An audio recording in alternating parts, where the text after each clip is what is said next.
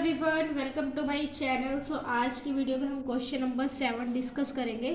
कल हमने question number 6 किया था, सेम ऐसे ही आपका क्वेश्चन नंबर 7 है। 6th क्वेश्चन में आपने क्या किया था, सबकी वैल्यू फाइंड आउट की थी कि x की वैल्यू क्या होगी, y की वैल्यू क्या होगी, z की वैल्यू क्या होगी जब आपकी ये मैट्रिक्स इक्वल गिवन हो। सो 7th क्वेश्चन में आपसे वैल्यू पूछी गई है a b c and d from the equation. ये आपकी कंप्लीट मैट्रिक्स गिवन है, ठीक है। a minus B 2a plus C 2a minus B 3c plus D किसके इक्वल है, ये -1 के इक्वल है, ये 5 के इक्वल है। 2a माइनस बी है, ये 0 के इक्वल है। 3c डी प्लस डी है, ये आपका 13 के इक्वल है। कि आपके पास मैट्रिक्सिस है a minus B 2a minus B 2a plus C 3c plus D is equal to -1 0 5 and 13। ठीक है, अब आपको क्या बनानी है इक्वेशन कि a माइनस बी आपका इज इक्वल है -1, 2a प्लस सी आपका इक्वल है 5 के, है ना। ऐसे ही किया था ना 6th सम में, आपने इक्वल रखा था, देन आपने आपकी इक्वेशन जो बनी थी उसमें सब्स्टिट्यूशन मेथड का यूज़ किया था, वहाँ से आपकी वैल्यू निकल के आई थी। देन इस समय भी वही प्रोसीजर करना है कि a माइनस बी आपका -1 के इक्वल है, 2a प्लस सी आपका 5 के इक्वल है, 2a माइनस बी आपका 0 के इक्वल है, 2a minus B is equal to 0, 3c plus D is equal to 13। ये आपकी 4 इक्वेशन निकल के आएगी कि फर्स्ट इक्वेशन, सेकंड इक्वेशन, ये आपकी थर्ड इक्वेशन, ये है फोर्थ इक्वेशन। ठीक है, अब इन इक्वेशन को सोल्व करना है सिंपल। देखो सबसे पहले हम कौन सी इक्वेशन को सोल्व करेंगे, इक्वेशन नंबर 3 को सोल्व करते हैं, क्योंकि यहाँ पे क्या है आपके पास 0 है, कोई भी नंबर नहीं है, तो यहाँ से हमें कोई ना कोई वैल्यू तो ढूंढनी पड़ेगी ना।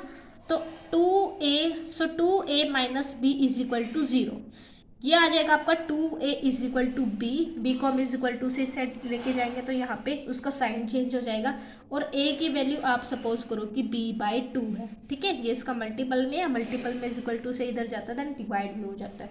सो a is equal to b/2, इसको सपोज किया कि a की वैल्यू है मेरे पास b/2। अब a की वैल्यू हम किस में पुट करेंगे, जिसमें a हो या फिर b हो। ठीक है, वो इक्वेशन आपको देखनी है कि जिसमें a या b हो उसमें हम a की वैल्यू पुट करेंगे। अब इस फर्स्ट इक्वेशन में मेरे पास क्या है, a minus B is equal to -1, है ना। यहाँ पर अगर b a को रिप्लेस करके, मतलब a की जगह पे अगर मैं वैल्यूज पुट करती हूँ b/2, तो मेरे पास b और b सेम हो जाएगा, यानी कि यहाँ से मुझे b की वैल्यू मिल सकती है। देन a की वैल्यू यहाँ पे पुट करेंगे, b/2 minus B is equal to -1। यहाँ से हम एलसीएम ले सकते हैं, जितना ये सोल्व हो सकता है उतना करेंगे।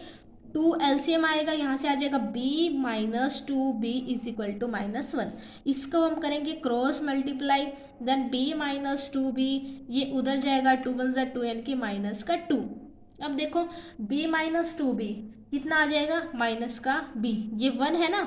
सो एक b और ये है 2, मतलब 2 में से एक, 2 में से 1 जाएगा तो कितना बचेगा b, और नेगेटिव बचेगा क्योंकि आपका नेगेटिव ज़्यादा है, यानी कि -2b बड़ा है तो नेगेटिव का साइन आ जाएगा, इज इक्वल टू में माइनस का 2। ये अब ये नेगेटिव साइन कैंसिल हो जाएंगे, b की वैल्यू कितनी आ जाएगी 2। देखो हमें मिल गई ना, b की वैल्यू कितनी मिली है मेरे पास 2।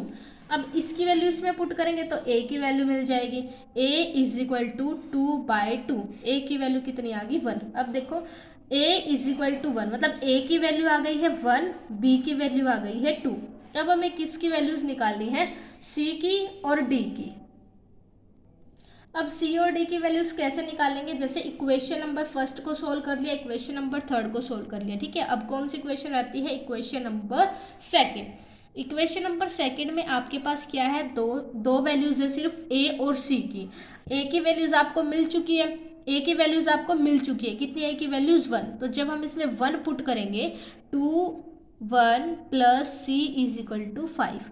अब ये क्या हो जाएगा, 2 1 जा 2 plus c is equal to 5, और c की वैल्यू कितनी आ जाएगी 5 माइनस 2, 5 माइनस 2 होता है 3, यानी कि c की वैल्यू कितनी आ गई आपके पास 3। अब वो इक्वेशन देखो जो हमने सोल्व ही नहीं किया, अब तक इक्वेशन उठा ही नहीं है, और वैसे भी फोर्थ ही इक्वेशन है जिसमें आपको d दिया हुआ है ना, तो यहाँ से ही हम d की वैल्यूज निकाल सकते हैं। 3c, c की वैल्यू कितनी है 3, देन ये इसमें पुट करेंगे c की वैल्यू, तो 3 क्रॉस 3, मतलब 3 3 जा 9 plus d is equal to 13, 3 3 जा 9, 9 plus D is equal to 13। यहाँ से जो d की वैल्यू है वो कितनी हो जाएगी, 13 माइनस 9, मतलब कि क्या आ जाएगी 4। सो देखो सारी वैल्यू मिल चुकी है। ए की वैल्यू कितनी आई है 1, बी की वैल्यू 2, सी की वैल्यू 3, डी की वैल्यू कितनी है 4। ठीक है, सो इसमें यही वैल्यूज़ पूछी गई थी आपकी, जिसमें आपको इक्वेशन की हेल्प से, इक्वेशन का यूज़ करके, एक दूसरे इक्वेशंस को सब्स्टिट्यूट करके, सो यहाँ से आपको वैल्यूज़ मिल जाएगी। ठीक है, सो ये आपका क्वेश्चन नंबर 7 था। मिलते हैं नेक्स्ट वीडियो में। Thank you everyone.